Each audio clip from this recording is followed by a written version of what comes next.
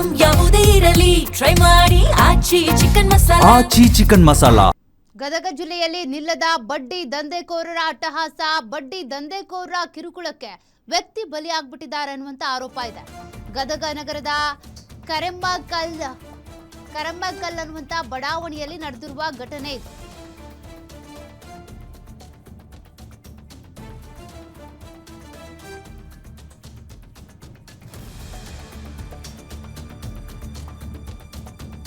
ಬಡ್ಡಿ ದಂಧೆಕೋರರಿಂದ ಕಿರುಕುಳ ಧಮಕಿ ಆರೋಪ ಕೇಳಿಬಂದಿದೆ. ವಿಷ ಸೇವಿಸಿ ಆತ್ಮಹತ್ಯೆ ಮಾಡಿಕೊಂಡಂತ ಸಂಪತ್ ದಂಡಗಿ ಅಂತ. ಸಂಪತ್ಗೆ ಫೋನ್ ಮಾಡಿ ಬಡ್ಡಿ ಹಣಕ್ಕಾಗಿ ನಿತ್ಯವೂ ಕೂಡ ಕಿರುಕುಳ ಕೊಡ್ತಾ ಇದ್ರಂತೆ. ಸಂಪತ್ ಪತ್ನಿ ಸ್ನೇಹಾಗೂ ಕೂಡ ಫೋನ್ ಮಾಡಿ ಕಿರುಕುಳ ನೀಡ್ತಾ ಇದ್ರಂತೆ. ಬಡ್ಡಿ ದಂಧೆಕೋರರು ಧರ್ಮಗೌಡ ಕರಿಗೌಡ ಎಂಬುವರಿಂದ ಕಿರುಕುಳದ ಆರೋಪ ಕೇಳಿಬಂದಿರೋದು. ಧರ್ಮಗೌಡ ಮೇಲೆ ನೇರ ಆರೋಪ ಮಾಡಿರುವಂತ ಸಂಪತ್ ಪತಿ ಸಂಪತ್ನನ್ನ ಕಳೆದುಕೊಂಡು ಗೋಳಾಡ್ತಾ ಇರುವಂತ ಪತ್ನಿ ಮತ್ತು ತಾಯಿ. ಈ ಬಡ್ಡಿ ದಂಧೆಕೋರರ ಹಾವಳಿಗೆ ಒಂದು ಜೀವ ಬಲಿಯಾಗಿದೆ.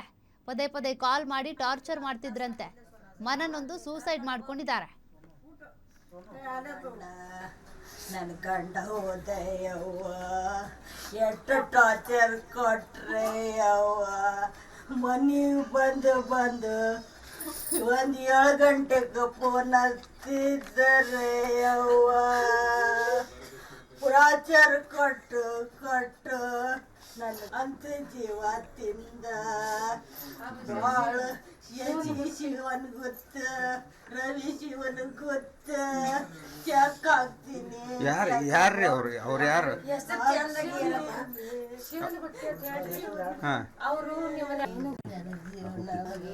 आता सांगितलं सोना जरा बोल लेकरांकडे बघ. ಭಾಳ ಬೇಸರದಿಂದ ಈ ಒಂದು ನಿರ್ಧಾರ ಮಾಡ್ತಾ ಇದ್ದೀನಿ. ಜೀವನದಲ್ಲಿ ಯಾರಿಗೂ ಕಷ್ಟ ಅಂತ ಬಂದಾಗ ಸಹಾಯ ಮಾಡಬಾರ್ದು. ಆ ಸಹಾಯ ಮಾಡೋಕ್ಕೋಗಿ ಇವತ್ತು ನನ್ನ ಪ್ರಾಣವನ್ನು ಕಳ್ಕೊಳ್ಳುವಂಥ ಪರಿಸ್ಥಿತಿಯಲ್ಲಿ ನಾನು ಬಂದೆ. ನನ್ನ ಮನೆಯವರು ನಮ್ಮ ತಂದೆ ತಾಯಿ ಚೆನ್ನಾಗಿರಲಿ ಅಂಥೇಳಿ ಎಲ್ಲವನ್ನು ಮಾಡಿದೆ. ಇವತ್ತು ನನಗೆ ಕಷ್ಟ ಬಂದಾಗ ಯಾರೂ ಸಹಾಯಕ್ಕೆ ಬರಲಿಲ್ಲ. ಅವ್ರಿಗೆ ಆಸ್ತಿ ಅಂತಸ್ತು ಬಂಗಾರ ದೊಡ್ಡದಾಯಿತು.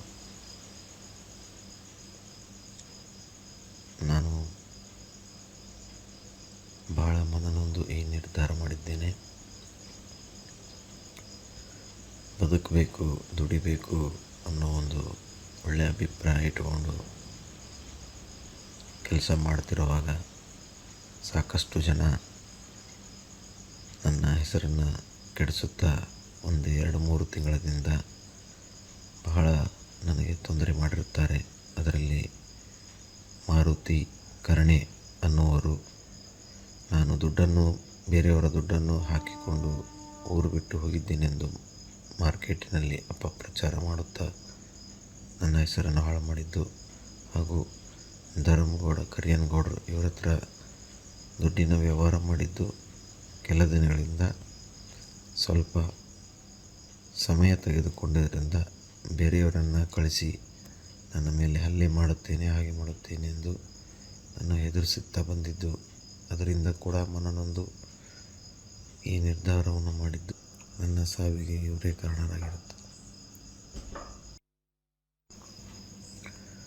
ಭಾಳ ಬೇಸರದಿಂದ ಈ ಒಂದು ನಿರ್ಧಾರ ಮಾಡ್ತಾ ಇದ್ದೀನಿ. ಮಾತು ಕೇಳಿ ಬಿಟ್ಟು ನಂತರ ಅವ್ರ ತಂದೆ ಆದಂಥ ಮಾಡ್ಕೊಂಡು ಏನೋ ಮಾಡ್ಕೊಂತ ಅದೇ ನಾವು ಬಿಡಿಸ್ತು ಅಥವಾ ಕೈ ಸ್ವಲ್ಪ ಹಂಗೆ ಪ್ರೆಷರ್ ಹಾಕ್ಕೊಂತಿದ್ವಿ. ಪ್ರೆಷರ್ ಹಾಕ್ಕೊಂತಿದ್ದಾಗ ನಮ್ಮ ಮಾತಾಡ್ಕೊಂಡ ಫೈನಾನ್ಸಲ್ಲಿ ಇವ್ರ ಕಡೆ ಅವ್ರ ಕಡೆ ದುಡ್ಡು ಇಸ್ಕೊಳ್ಳೋದು ಕೊಡೋದು ಅಥವಾ ಇಸ್ಕೊಂಡು ಕೊಡಿಸೋದು ಹಿಂಗೇನೋ ಮಾಡಿರ್ತಾರೆ. ಅದ್ರಾಗ ಅನುಕೂಲ ಅಥವಾ ಏನೋ ಗೊತ್ತಿಲ್ಲ, ಅದು ಬೇಡ. ಯಾಕಂದ್ರೆ ಕೊಟ್ಟಾವ ಬೇಯಿಸಿಕೊಂತ ಇದು ನಮ್ದಲ್ಲಿದು ಬೇಡಪ್ಪ ಅಂತೇಳಿ.